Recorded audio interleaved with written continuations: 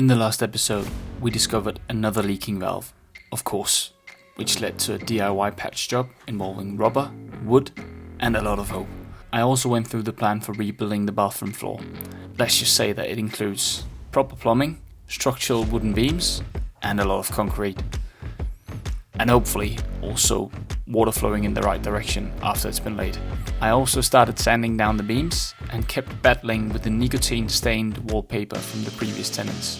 All in all, good progress, but this weekend is starting off a bit differently. I'm actually kicking things off from Wales, where I'm away with my day job, but don't worry, the renovation still continues. Alright, this is going to be a different start to a video than what you've seen before. It's Friday morning, I've just gotten out of the shower and I'm in Wales in UK. I'm here for my normal work. I haven't brought any recording equipment, however the house still needs fixing. And this is the other side of the middle that you probably don't see on camera.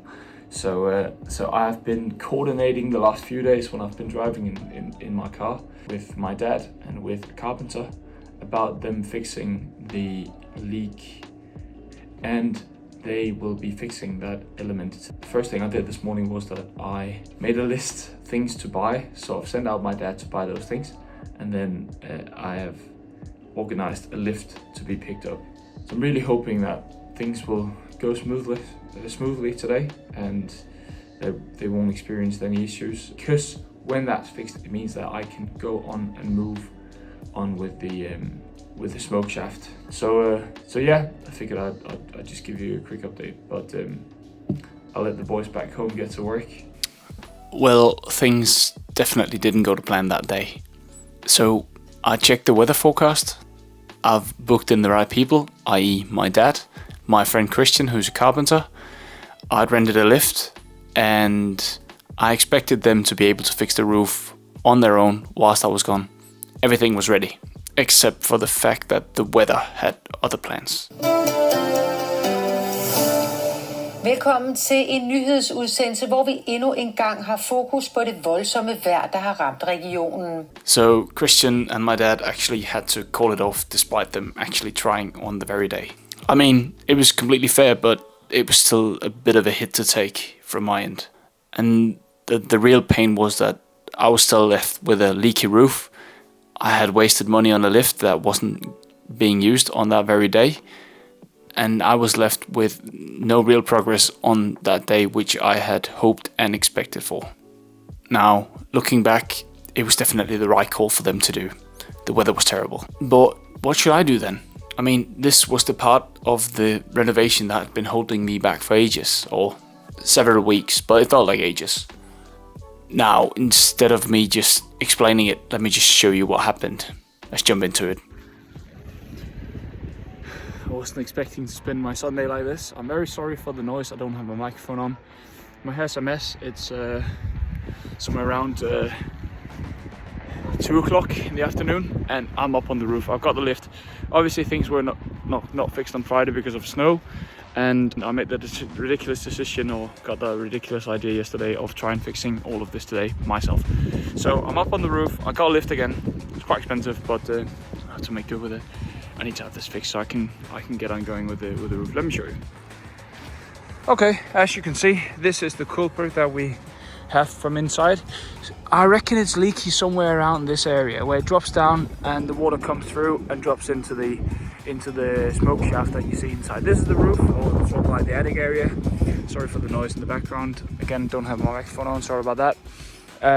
What I've done is I've removed the roof here. I need to put in that piece of sort of like membrane, add that on top of that there, to ensure that it's smooth and that it doesn't run through. I've got my dad here with me today. What I'll need to do now is to remove that one, that screw there, that screw there, that screw there, that screw there, and then I can take that piece of roof down. We need to cut it, so like this is not too much of a distance. There needs to be 5 centimeters more here, so we'll cut it up right there. We'll put in the membrane. I need to remove that roof plate to be able to put in the membrane as it should be, and I think, yeah, that should fix the issue, and then I'm going to test it to see how much it leaks afterwards. The plan is that it shouldn't leak, so we'll get started. As you can see here, There was actually a patch done in the left hand side of the membrane where they added in some foam, but obviously that didn't work super well. I'm up on the roof. It's a bit windy up here, but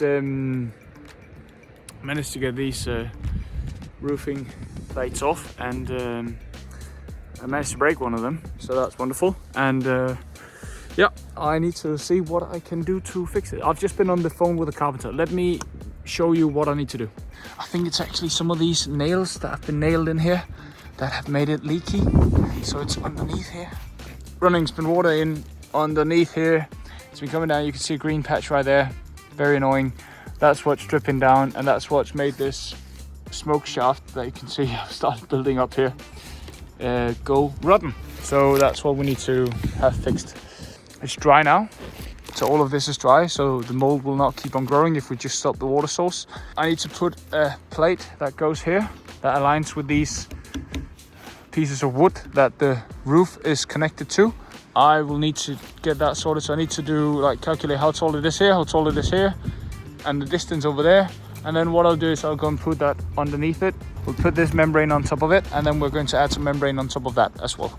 Oh yeah, and there was a lot of all of this foam, like that is also sucking water. It's like sort of like it's like a sponge, or grabs all of the water, so not really good, and that's why I got rid of it.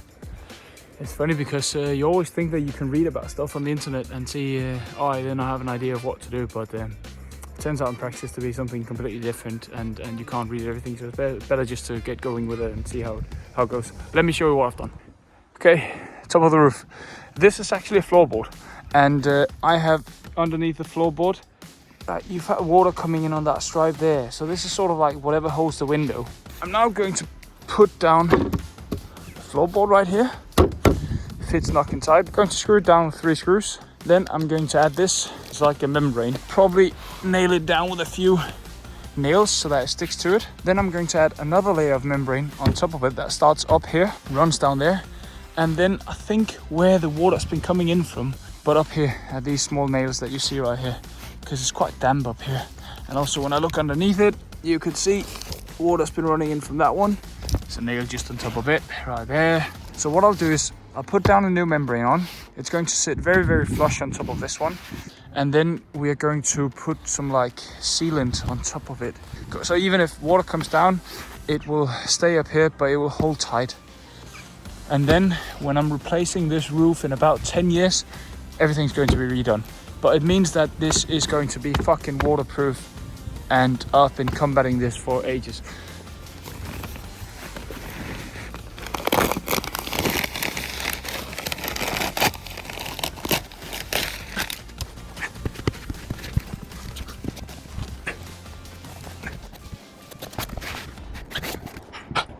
It won't fucking stick. I need to nail it down. I need to figure out how I do that. All right. Back now on the roof, and I have cut the membrane to size. It fits nice and stuck right here. I have cut the corner, as you can see right there, crossing in like so, because then I can flick it around like so. Put that one down. I'm probably going to put another piece of membrane going on top of it here to ensure that it's fully tight. I wanted to cover up the nails, so I've had to cut out these bits, as you can see, like that. So right now what I'm waiting for is some small nails so that I can hammer this one into the wood. Then we are going to peel off this section membrane. We'll add another layer on top of it that goes above it, and then we can put the roof plates back on. My dad's right now picking up 2 roof plates because I broke down one. They're going to be in a different color. I don't give a shit about that. I don't care. I just want this roof to be watertight, and then I don't care about what color like 2 of the plates are. It's not the road side of the house, so that's what it is. Obviously did that cut the other side as well over there. What I need to do is I need to sort of like put some adhesive or silicone mask. I've got a carpenter, the one that was here on Friday, who's living nearby. He's coming to drop this, and he says it doesn't go solid, so it keeps on expanding and decreasing with the house going in and out, meaning that it will keep this waterproof so that if water is laying right here and it's not flowing down on the sides, it's going to stay as it is. But tough one. Didn't expect this for my Sunday, and as you can see, this is the state of me at the moment. But I reckon when this is over, this is probably going to be the element of the house that I'm going to be the most proud of, because this is what has caused all the damp issues inside, all the mold, and just getting this fixed, meaning that I can continue with the rest of the build, which is absolutely amazing. So yeah, really looking forward, and hopefully we can have this done today. And it was just because I had an insane idea of doing it myself, with the help of my dad, with the help of my carpenter friend Christian, who I've had on speed dial for the entire process. So he's guided me. The leaking piece of membrane has now been nailed in, as you can see, on top of this wood. Now it's time to put this one on it. So I'll remove the foil and put it on, and then I'm going to nail that one down as well. First piece is down and nailed in as well. Very small gaps. I'm going to put another layer on top of it and nail that one into the wooden, the one that holds the roof. Don't know where to start, don't know where to end. It's 8 p.m. in the evening. It's now, just as you can see maybe on the screen, it's starting a bit to rain a bit. I'll try and do some explanation. So you saw me put in the membrane. Then I had, because I broke one of these pieces of roof, my dad went and picked up one. I accidentally cut in the wrong corner on the other one. Luckily we picked up two, so we could cut in the right corner. You can see there's a small gap there, but from the ground no one will see it. I have never done anything like this before, so it's been very difficult for me to do all of this. What we did was brought out this one in the lift, brought up that piece of roof in the lift, and then those two smaller ones were also taken off. So I had like all of these like metal screws that goes in and keeps the roof in place. All of those are screwed off, so that we could go underneath the roofing plate, get them refitted back together. I think we spent a good 2 hours just fitting that one, and those two on top of it. Barely see it underneath there. Some like tarp or something that I've added in there to ensure that if water rains down and it stays up here at the very top, nothing will go up the other way. I'm very confident that this is going to be a very waterproof and watertight solution. This roofing sealant, so I took this, but I just put it and I sort of like just chuck it up over under here so that it seals the gap between this smoke ventilation area, the membrane, making it completely watertight. This has been the hardest part of this entire rebuild, or this entire renovation project. However, this is now watertight, meaning that I can get on downstairs. And you have absolutely no clue about how happy I am that I can get on downstairs. Now the real thing can start inside. It's going to be marvelous, and I think the plumber is going to come next week, so that's going to be absolutely amazing. Sorry for the light, but I had to do it like this. Hello, I'm back, and right now it is about 11:30 in the evening. I have been home. We've went back with the lift, dropped that one off. I have been home. I've showered, so I'm up in the apartment here, and I just wanted to show you what I've done today and what I've done collaboratively with my dad. So let me flick the camera around and show it to you right now. So this entire area is what we've patched up today. You can see the top of the membrane. This is the top of the membrane. That one runs through on top of another one that runs down and up in that crevice that you're seeing. Actually right now it's raining, so it's really good for me to test and see if any water is coming in. And you can see the new patches of this membrane patched in here, patched in there, so no water is running from that crevice into here. I think this is going to be an easy fix. What I'm going to do is I'm legitimately just going to put some Band-Aid to close off this one. That will close the leak, and then the water will continue to run down. I'll put a small bucket up here. I think that's the best solution for now. Yeah, has to be. I need to gather that water. I'm standing in the middle of the building site. It's 10 to midnight, and I'm really pushing myself quite hard. The attic is just right here. I've just been up there. You've just seen the video.